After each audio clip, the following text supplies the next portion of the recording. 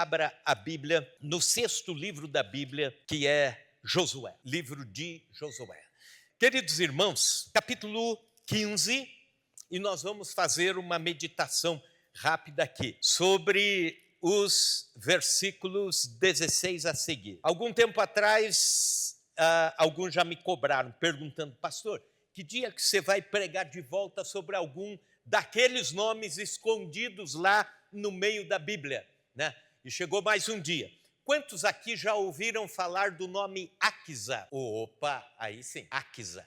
Quem que era Aquisa? Filha de Caleb. Versículo 16, indo até o 19. Disse Caleb: a quem derrotar Kiriate Sefer e a tomar, darei minha filha Aquisa por mulher. Tomou-a, pois, Otoniel, filho de Kenaz, irmão de Caleb, este lhe deu a filha Aquisa por mulher. Esta, quando se foi a Otoniel, insistiu com ele para que pedisse um campo ao pai dela. E ela apeou do jumento, e então Caleb lhe perguntou: que desejas?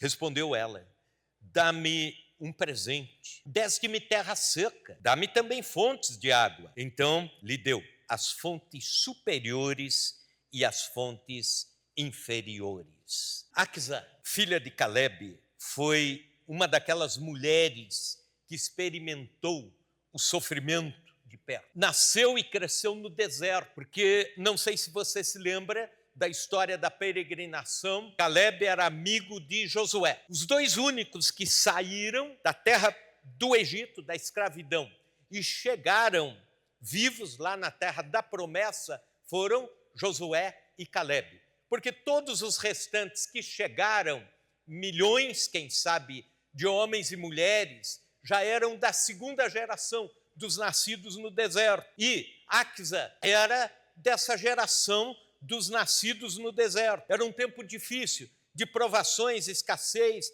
instabilidade, era tempo de guerras, era tempo em que não se sabia como seria o amanhã, apesar do cuidado de Deus. Ela aprendeu com as batalhas da vida a ser uma mulher firme, valente, uma mulher que tinha a postura, uma mulher que sabia o que queria da vida. Provavelmente era uma mulher bonita ou influente, porque seu pai Caleb faz uma seguinte proposta. No capítulo anterior, ele conquista o Monte Hebron. Ele chega na terra prometida e diz: eu quero esse monte. Capítulo anterior, 14. E aí começam as guerras lá para o Monte Hebron. E conquista a terra, o Monte de Hebron, mas ele diz assim: tem um pedacinho de terra ainda que os inimigos estão lá, insistindo. E quem vencer os inimigos, quem montar o seu exército, for lá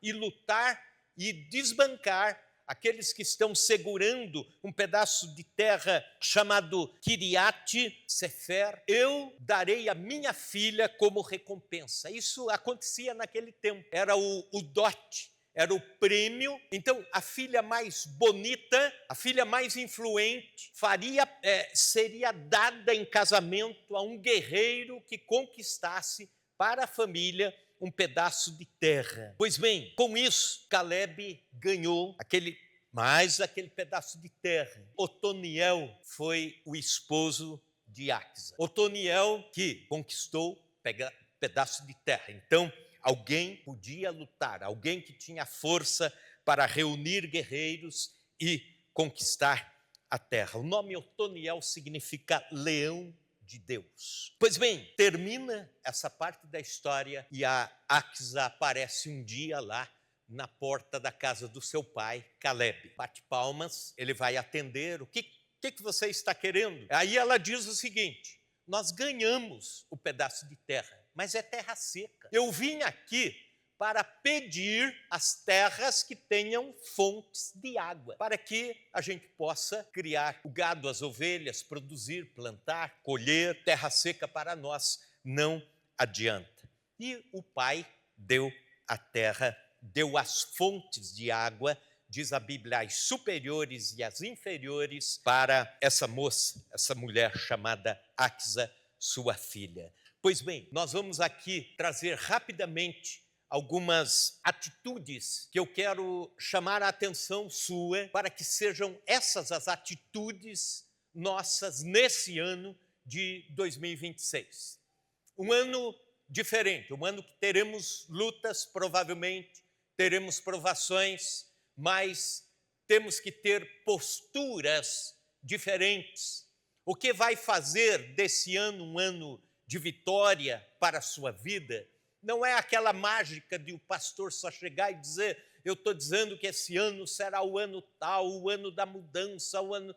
E vai chegar em dezembro, de repente nada disso aconteceu, se você e eu não tivermos algumas posturas, como aqui estamos chamando a todos para elas nesse dia. Então, a vida de Axa nos mostra algumas virtudes, algumas posturas que precisamos ter. A primeira delas é a negação ao fatalismo. Axa não aceitou uma sina que lhe era imposta, e eu já explico por quê.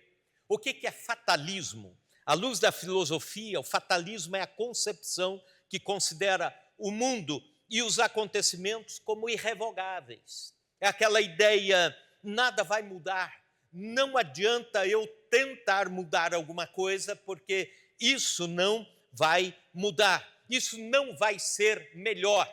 Já viram gente assim? Fatalista, aquele que diz assim: deixa ir porque eu não visualizo nada diferente pela frente, eu não vou conseguir mexer com nada, mudar nada, o destino é esse. Havia 3 fatores na vida de Axa que poderiam autenticar a postura do fatalismo. Ela poderia dizer assim: eu sou fatalista porque 3 razões. A primeira delas é que, em hebraico, escute isso, o nome Axa significa tornozeleira. A ideia de um adereço, de uma joia mais inferior. As melhores joias, as mais caras, uma mulher coloca no pescoço, aqui, né? Ou aqui, mais as menos valiosas no pé, no tornozelo. Pior ainda se o sobrenome dela fosse eletrônico. Tornozeleira eletrônica. Já pensou? Você perguntar assim: como é seu nome? Tornozeleira. E o sobrenome? Eletrônica. Aí fica mal, né? Aí deu mal. Mas era essa a sina de Axa. Alguém que tinha um nome pejorativo, tornozeleira. Segundo, além do destino que lhe era imposto pelo nome, e os judeus tinham isso, algumas culturas até hoje têm, de que o nome diz respeito ao destino que é dado àquela pessoa. Um nome forte, um nome abençoador, motivador, ou então um nome que lhe prende, um nome que seja, como que eu diria, um nome que lhe segura, como por exemplo, na cultura dos judeus, o nome Jabes significa sofrimento. Tem um personagem na Bíblia que pede para Deus para que, apesar de que o nome dele fosse Jabes, ele não produzisse mais sofrimento. O que significa o nome Jacó? Significa usurpador, enganador. Você já pensou ter esse nome para o resto da vida? Alguém cumprimenta você: prazer, como é seu nome? João. E o seu? Usurpador. Aí você já rapidamente diz: deixa eu ficar longe desse cara aqui, né? Era o nome de Axa. Segundo, Axa era mulher numa cultura extremamente machista. E se ela ganhasse um pedaço de terra, ela jamais poderia voltar e dizer: eu quero mais, eu quero água nessa terra que não tem água. Isso tem a ver com cultura. Então ela tinha... O problema do fatalismo poderia ser algo na sua vida por causa do destino, por causa da cultura, e também porque ela nasceu num tempo de peregrinação, sem chão fixo, sem espaço geográfico. Nasceu no deserto, da escravidão, indo para uma terra prometida. Então a história dela também levava ao fatalismo. Seu destino seria sempre dizer isso: eu nasci pobre, eu nasci mulher, eu nasci num tempo de peregrinação e me deram um nome que tem a ver com um nome inferior. Minha sina é essa, é a ideia de que não adianta mudar de destino, o futuro já está escrito. Há muitos anos atrás, da outra vez que morava aqui em Chapadão do Sul, um irmão carecidamente pediu para que eu fosse, junto com ele, até a cidade de Votuporanga, estado de São Paulo, porque alguém da família estava passando por um divórcio muito dolorido, muito triste, e era uma família espírita kardecista. Chegando lá, depois da viagem que fizemos e tal, começamos a conversar, aconselhar, ouvir e tudo mais. E de repente, a senhora, mãe do moço, estava passando por aquele momento tão difícil de abandono da sua esposa. De repente, a mãe disse assim: olha, resumindo tudo isso, pastor, deixa ele, eu acho que é o karma da vida dele. Karma é aquela ideia de que ele, em alguma época, em vidas passadas, que não existem, desmanchou o casamento de alguém, então agora, nessa vida, está pagando por isso. Era essa a ideia da sua mãe. E eu fiquei ouvindo aquilo, e eu fiquei pensando, karma tenho que ter eu para ouvir isso, e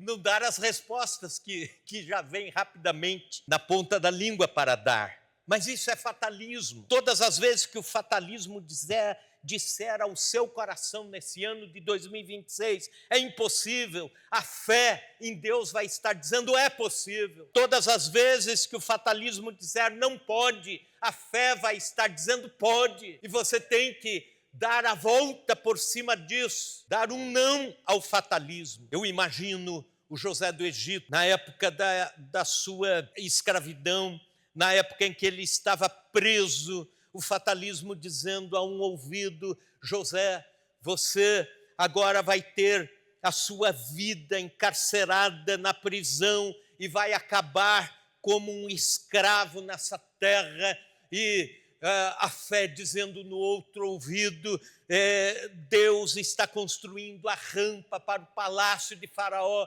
você será honrado nessa terra como o primeiro ministro do Egito. O fatalismo dizendo a Moisés no deserto, você é um foragido da justiça dos egípcios porque matou alguém, mas em outro ouvido a fé dizendo, Moisés, Deus fará de você o líder que vai tirar o povo de Israel da terra da escravidão e levá-la à terra da promessa. Posso imaginar o fatalismo dizendo a um ouvido de Sadraque, Mesaque e Abednego, vocês serão lançados na fornalha e irão queimar, torrar, porque não se prostraram diante de um falso Deus pagão, mas a fé dizendo no outro ouvido, Sadraque, Mesaque, Abednego, eu vou colocar o quarto homem na fornalha e você não será tocado, vocês não serão tocados e sairão daqui intactos. Eu posso imaginar o fatalismo dizendo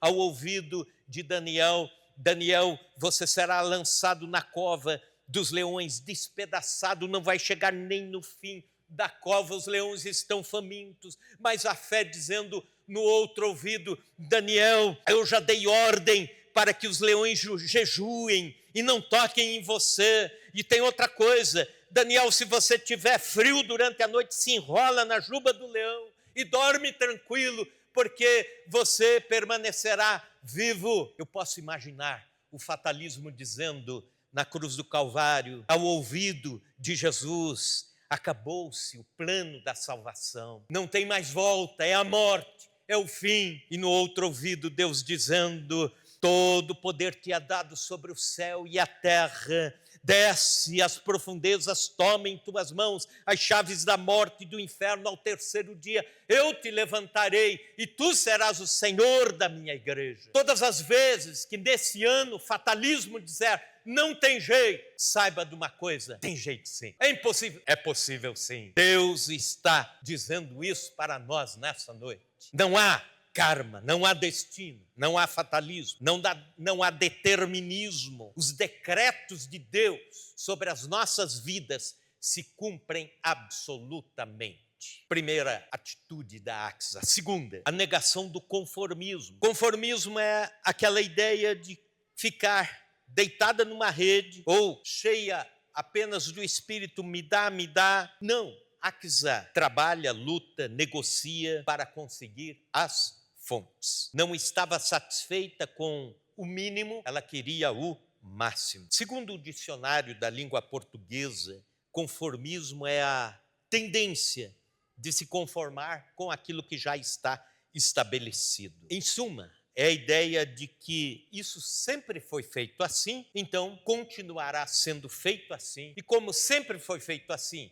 e continuará assim, não vale a pena lutar por algo diferente e vamos continuar apenas neste trilho. Isso se chama conformismo. Só que se diz, isso é dado histórico, de que muitas culturas que eram grandes, impérios poderosos, morreram por causa do conformismo. A ideia de que nada precisa mudar, tudo está bem, sempre foi assim, sempre irá continuar assim, nada precisa de algo novo, nenhuma novidade, nenhuma criatividade, nenhuma mudança. Por exemplo, a cultura dos Maia, que foi, na sua época, lá no México, talvez a segunda maior cultura, o segundo maior império do mundo, morreu por causa do conformismo. O Império de Roma, que foi o maior, morreu por causa do conformismo. Vidas espirituais de crentes podem morrer por causa do conformismo. A ideia do sempre foi assim, sempre vai continuar assim. Cristãos conformados com a vida raquítica espiritual, não. Nesse ano de 2026, busque mais a Deus. Vamos adorar mais a Deus, vamos orar mais, vamos buscar mais a presença de Deus, vamos jejuar, vamos nos envolver com a obra de Deus, vamos buscar novos horizontes. Não aceite o conformismo na sua vida espiritual. Não aceite o conformismo com o pecado. O pecado é aquela coisa que também gera conformismo. Alguém dizer assim, já lutei contra esse problema, já lutei contra essa situação, já tentei algo contra esse vício, nunca mudou, então eu me entrego a isso. Um cristão verdadeiro nunca se conforma com uma vida pecaminosa. Aliás, é a mesma coisa que colocar na lama um porco e uma ovelha. A ovelha vai se debater, vai sofrer e vai querer rapidamente sair do lamaçal. O porco não, ele se encontra em casa e ele quer ficar ali. Nós somos chamados para sermos ovelhas. Nós somos ovelhas do Senhor. Então, na condição de ovelhas, não nos conformamos. Terceira característica, terceira atitude da Axa é que ela cercou-se de gente certa. Gente que podia mudar o quadro da sua vida. Veja quem aparece na vida de Axa. Primeiramente, seu pai, Caleb. Quem era Caleb? Um herói de guerra, alguém persistente. Alguém que a Bíblia diz que ele saiu do Egito com um coração, ele e Josué, coração voltado para Deus, confiante, perseverante, não era oscilante. Ele sai, percorre 40 anos de deserto e vai ainda para mais 5 anos de guerras para a conquista de Canaã. Então, 45 anos, ele sai do Egito, diz a Bíblia no capítulo anterior, com 40 anos de idade. Ele está agora, nesse texto aqui, com 85 anos de idade. E o coração dele não mudou. O mesmo coração, a mesma disposição. Então, Axa, com certeza, aprendeu com a constância do seu pai. Quem mais aparece na vida de Axa? Otoniel, que é o seu esposo. O próprio nome já diz, leão de Deus. O próprio nome já lhe inspira. Quem foi Otoniel? Aqui ele aparece como um herói de guerra, numa conquista, numa parte do Monte Hebron. Mais adiante, no livro de Juízes,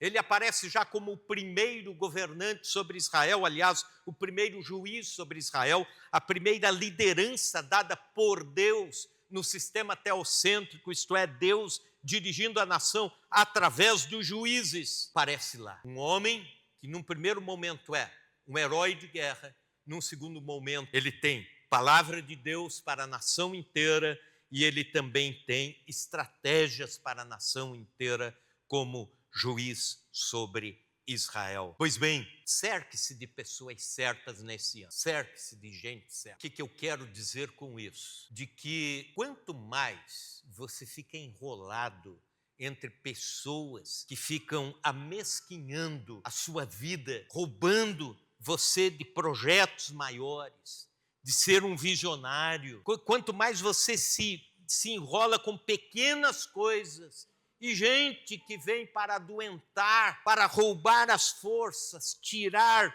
o ânimo da sua vida, você acaba terminando o ano de 2025 desse jeito, cabeça baixa, sem projeto de vida. Cerque-se de pessoas certas, gente de oração, gente de palavra, gente constante. Cerque-se de pessoas certas, pessoas que amam a Deus. Cerque-se de pessoas que sejam superiores a você naquilo que você faz. Não significa que você tenha que tirar de cena algumas amizades, mas você precisa de outras que potencializam. Se você é um profissional, sei lá, profissional do ramo de vendas, procure se aproximar de quem é um profissional melhor ainda, aprendendo as técnicas para isso.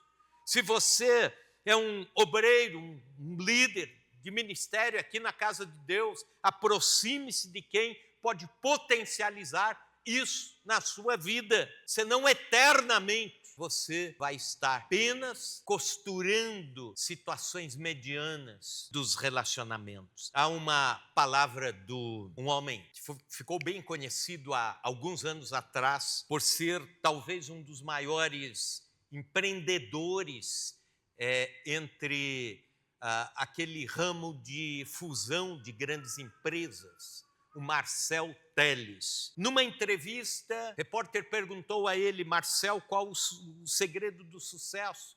Você está escrevendo história no mundo corporativo, você está sendo um referencial até fora do Brasil, na fusão de grandes empresas. Qual é o segredo? Ele disse: não tem muito segredo, é que eu me cerquei de gente certa, gente boa, gente que potencializa o meu trabalho, a minha visão de empreendedor. Faça assim, inclusive na vida espiritual. Cerque-se de quem pode potencializar você.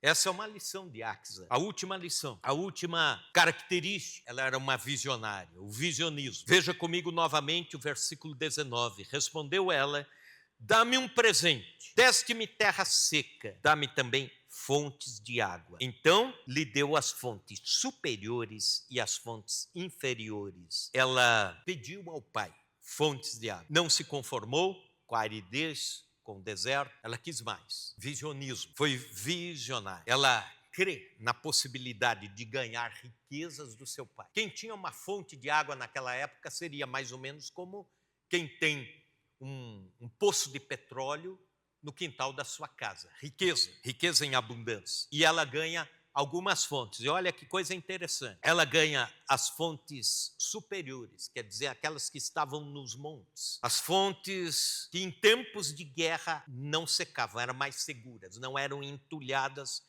pelo inimigo. As fontes dos vales, as inferiores, que em tempos de chuva estavam cheias, mas em tempos de seca secavam. Em tempos de guerra eram fontes entulhadas. Ela ganhou as superiores e as inferiores. Há uma diferença tênue entre o visionário e o ambicioso. O ambicioso é aquele que quer alguma coisa e, se necessário for, ele derruba pessoas para ter aquilo que ele quer. Nós não podemos ser escravos da ambição. Isso é condenável por Cristo no Sermão do Monte. Não existe um crente ambicioso. O visionário é aquele que sonha com algo, quer algo e de uma forma ética, de uma forma que não precise derrubar alguém, ele busca aquilo para a sua vida. E se necessário for, reparte. Se necessário for, a sua glória de conquista não é só sua, é de quem esteve com eles. Esse é o visionário. A Igreja de Cristo, nesse ano de 2026, precisa buscar, por analogia, as fontes superiores